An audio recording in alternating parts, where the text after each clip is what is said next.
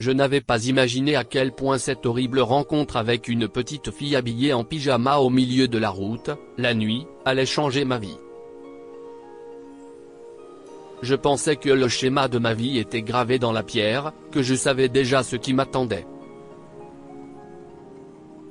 J'avais 49 ans lorsque j'ai découvert que le destin et l'avenir sont aussi fluides que l'eau, et que j'étais complètement à la dérive. J'étais veuf depuis 10 ans et j'avais élevé ma fille Anna seule. Elle avait été le centre de mon monde pendant de nombreuses années, mais maintenant elle était partie pour façonner sa propre histoire. En rentrant chez moi ce soir-là, je pensais à quel point elle me manquait. C'était à ce moment-là que j'ai soudainement vu une petite fille pointe. Elle se tenait au milieu de la route, et je l'ai rapidement aperçue quand mes phares l'ont soudainement éclairée. À ce moment-là, j'ai à peine eu le temps d'appuyer sur les freins et de faire une embardée. Dieu merci, je l'ai manqué. Je me suis retrouvé à quelques centimètres de l'accotement et d'une autre voiture garée. Mon cœur battait si fort que j'avais l'impression qu'il allait bondir hors de ma poitrine. J'ai arraché la portière et j'ai couru jusqu'au milieu de la route où j'avais vu l'enfant. Elle était là et elle était en sécurité. Je ne l'avais pas touchée. Je l'ai rejointe, l'ai prise dans mes bras et l'ai portée sur le bord de la route. Je pouvais sentir son petit corps trembler, secoué par des sanglots silencieux. Je me suis assis juste à côté, tenant cet enfant, en murmurant ces mots absurdes que nous utilisons pour réconforter les petits. Je pensais avoir oublié ces mots magiques depuis longtemps. Cependant, ils me sont revenus naturellement, et je les chantonnais à cet enfant. Dès que je l'ai prise dans mes bras, je me suis dit qu'elle était si petite. Dans l'éclat des phares, je n'avais vu qu'une enfant, des cheveux blonds et mous et de grands yeux terrifiés. Je réalisais alors qu'elle était toute petite, et qu'elle n'avait certainement pas plus de 3 ou 4 ans, avec ses yeux de bébé. J'ai continué à la bercer jusqu'à ce qu'elle cesse de sangloter et que son petit corps se détende. Puis j'ai demandé, « Quel est ton nom, chérie ?» Une voix douce et haletante a murmuré, « Mila Mila », ai-je dit doucement. « Où est ta maman ? » Maman est partie. Je me suis réveillé et maman n'était plus là. Elle a de nouveau commencé à s'agiter. Je voyais bien qu'elle était au bord d'une nouvelle tempête de sanglots. « Écoute-moi, Mila, ai-je dit. Nous allons trouver ta maman. Où est ta maison ? » Le petit corps dans mes bras s'est alors agité avec une nouvelle détermination. « Je vais vous montrer, a-t-elle dit, et elle a lutté pour se libérer de mes bras et se remettre sur ses pieds. Elle m'a pris la main et a commencé à me guider le long de la rue déserte, passant devant des maisons et des jardins jusqu'à ce que nous arrivions à un cottage victorien. Mila m'a conduit sur l'allée jusqu'au porche. La porte était ouverte et la lumière saine échappait. J'ai poussé la porte jusqu'au bout et j'ai appelé, « Bonsoir ? Il y a quelqu'un dans cette maison ?» Mila a dit, « Maman est partie », j'ai regardé et appelé, mais elle est partie. Elle s'est tournée et a regardé vers moi avec un air triste. Elle a dit à papa qu'elle voulait partir et maintenant elle est partie pour toujours. Non, elle n'est pas partie, lui ai-je dit fermement. Maman ne partirait jamais sans toi.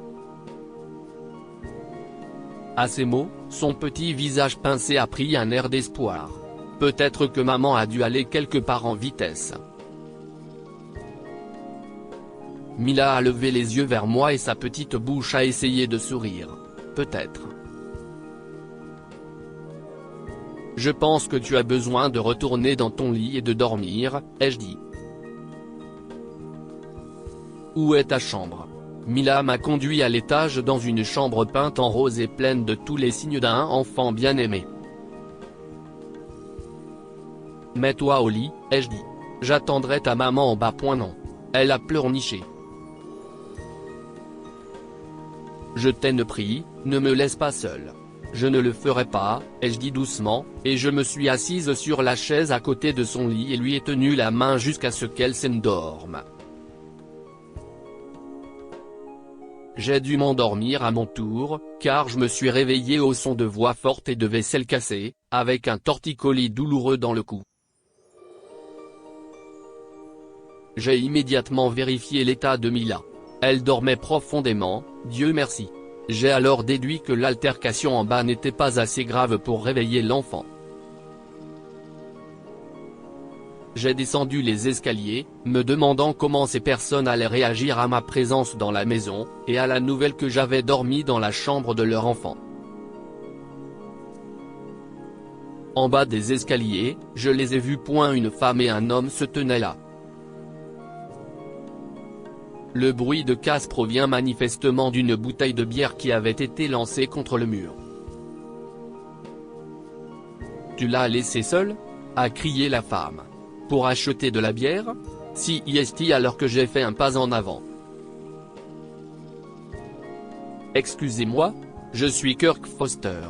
J'ai trouvé votre fille au milieu de la route. » Si est un miracle que je ne l'aille pas renverser. La femme s'est retournée et m'a regardé avec la bouche ouverte. L'homme avait le regard vide, et semblait un peu ivre. « Que faites-vous chez moi ?» a-t-il crié. « Sortez d'ici !» La réaction de la femme était complètement différente. « Mila ?»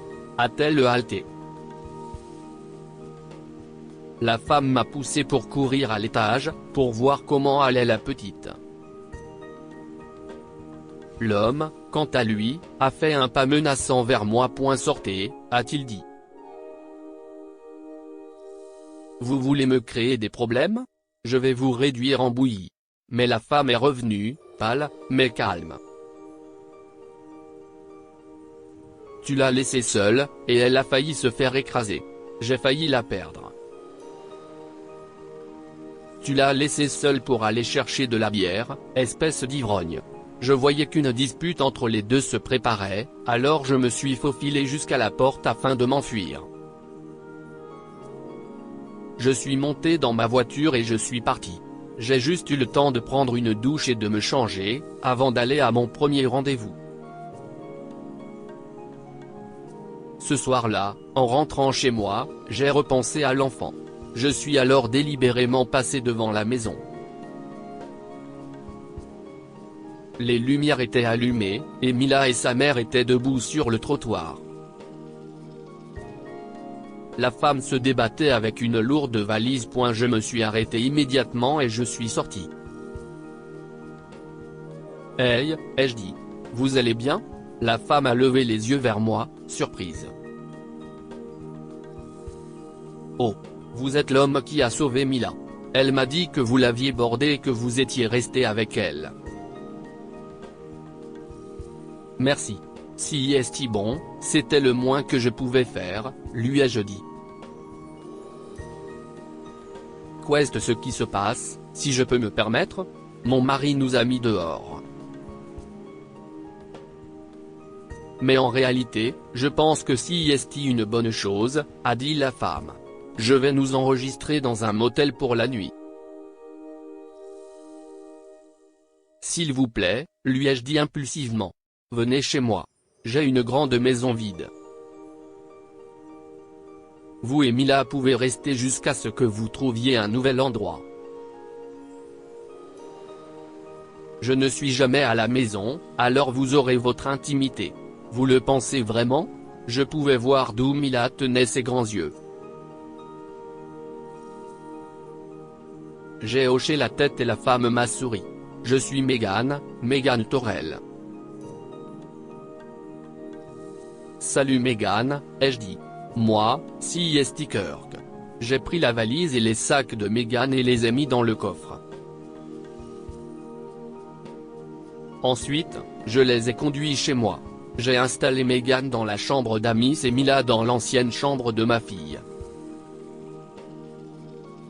Cette nuit-là, j'ai mieux dormi que je ne l'avais fait depuis longtemps et je me suis réveillé au son et à l'odeur de quelqu'un qui préparait le petit déjeuner. Meghan et Mila étaient dans la cuisine, et je me suis assis devant une délicieuse assiette d'œufs brouillés avec du bacon et des champignons. J'ai finalement appris toute l'histoire. Meghan avait rencontré son mari à l'université. Il était une star du football et un homme important sur le campus et elle croyait être amoureuse de lui. L'inévitable est arrivé et Meghan s'est retrouvée enceinte à l'âge de 21 ans. Elle a épousé l'homme, et ils ont tous deux abandonné leurs études. Cependant, Meghan a découvert que pour son mari, boire toute la nuit était plus qu'un passe-temps universitaire, c'était toute sa vie. Après la naissance de Mila, Meghan s'était trouvé un emploi dans un dépanneur ouvert 24 heures sur 24, et elle travaillait de nuit. À cause de cela, elle était obligée de laisser Mila à la garde de son mari, pendant ce temps.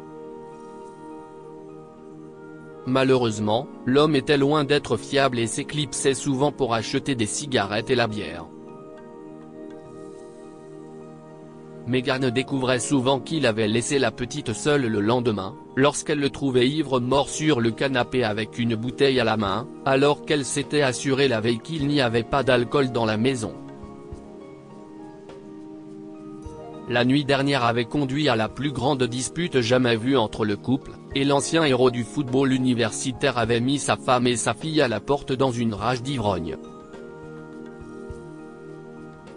J'ai écouté tranquillement, et j'ai dit à Meghan que j'étais avocate et que je serais heureux de l'aider à demander le divorce.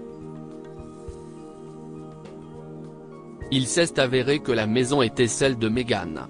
Elle l'avait héritée de son grand-père avant son mariage, et j'ai donc immédiatement demandé l'expulsion de Joe au collège. Tout cela a pris plus de 6 mois et pendant ce temps, Mila et Meghan sont restées avec moi. Je n'avais jamais été aussi heureux. Je me réveillais au son de leur voix et à l'odeur du café frais. Je les rejoignais toujours pour le petit déjeuner, où j'avais des conversations passionnantes avec Mila, qui voulait tout savoir avec des milliers de questions. Je me suis habitué à leur présence. Tous les soirs, je rentrais à 6 heures pour que Meghan puisse aller travailler, je bordais Mila et lui racontais une histoire et je travaillais un peu avant de me coucher. J'ai pris l'habitude de me réveiller pour accueillir Meghan lorsqu'elle rentrait à 3 heures du matin, avec une tasse de thé bien chaude. Une nuit, j'ai réalisé que ce petit rituel était la meilleure partie de ma journée. J'aimais Mila, mais j'étais amoureux de Meghan. C'était ridicule, bien sûr. J'avais des décennies de plus que Meghan qui n'avait que 26 ans. Ma propre fille avait 24 ans. Pourtant, lorsque le jugement de divorce a été prononcé et que son ex-mari a été expulsé de sa maison, j'ai été attristé. Meghan et Mila ont déménagé et j'ai réalisé à quel point je me sentais seul. Elle n'était pas loin, juste 2 rues plus loin, et j'ai pris l'habitude de passer les voir plusieurs fois par semaine. Meghan a été transférée à l'équipe de jour, ce qui a rendu la vie plus facile pour elle et Mila. Elle n'avait plus vraiment besoin de moi, mais j'avais besoin d'elle. Je voulais dire à Meghan ce que je ressentais, mais chaque fois que j'ouvrais la bouche, je m'étouffais. Alors un jour, je lui ai envoyé des fleurs, des roses rouges. J'ai pensé qu'elle devinerait que c'était moi, et que je n'aurais rien à dire. J'étais censé le confirmer par sa réaction. Quand je suis arrivé chez elle cet après-midi-là, Mila est sortie en courant. Kirk, Kirk, a-t-elle crié. Maman a un miroir secret. Un quoi ? Ai-je demandé.